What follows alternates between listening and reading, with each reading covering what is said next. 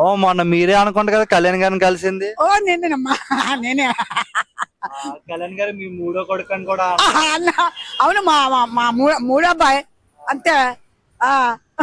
అప్పుడు ఏమని మాట్లాడారు మీతో కళ్యాణ్ గారు? నాకు గెలిపించు చెయ్యి అని చెప్పలేదమ్మా. నాకు ఎంత ఆయన పక్కలో కూర్చోబెట్టుకున్నాను, నా చేయి పట్టుకొని. నా కూడా ఎంత సెక్యూరిటీ లోపలికి వెళ్ళ. అమ్మా మాకు పుల్లు నమ్మకం ఉందమ్మా. కానీ అత్తమాను తెలుగుదేశం కాంగ్రెస్ ఈ రెండే నేటి కొట్టుకుంటాయి.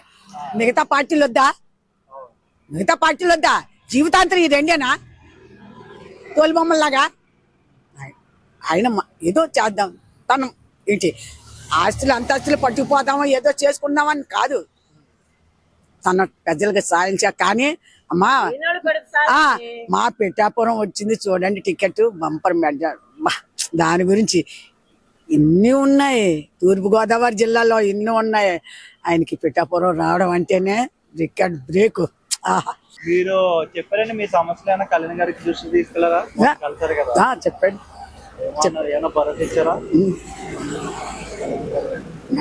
మీ తమ్ముడు నన్ను మీరు గెలాలనే మేము కోరుకుంటున్నాం. మా రెల్లి కులం అంతా కూడా మీరు గెలాలనే తూర్పుగోదావరి జిల్లా.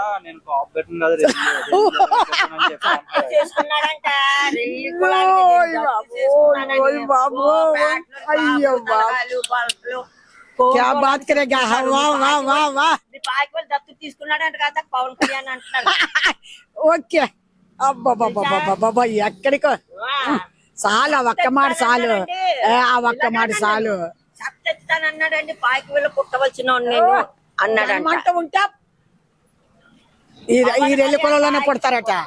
జనమంటూ మళ్ళీ ఉంటా దీంట్లోనే పుడతానని చెప్పారు. ఏంటమ్మా అమ్మా ఏమన్నారు తెలుసమ్మా?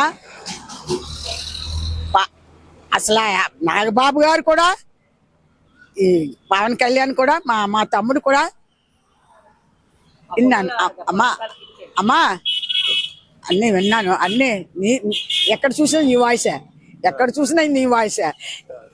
వాళ్ళ అన్నగారు కూడా అలాగన్నారు, నాగబాబు గారు మొన్న.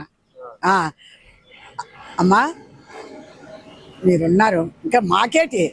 మీరు ఎల్లు కులం ఉందా నా తమ్ముడికి, ఇంకా మాకేటి అన్నారు. ఇక సాలదే, ఒక్క మాట సాలదే.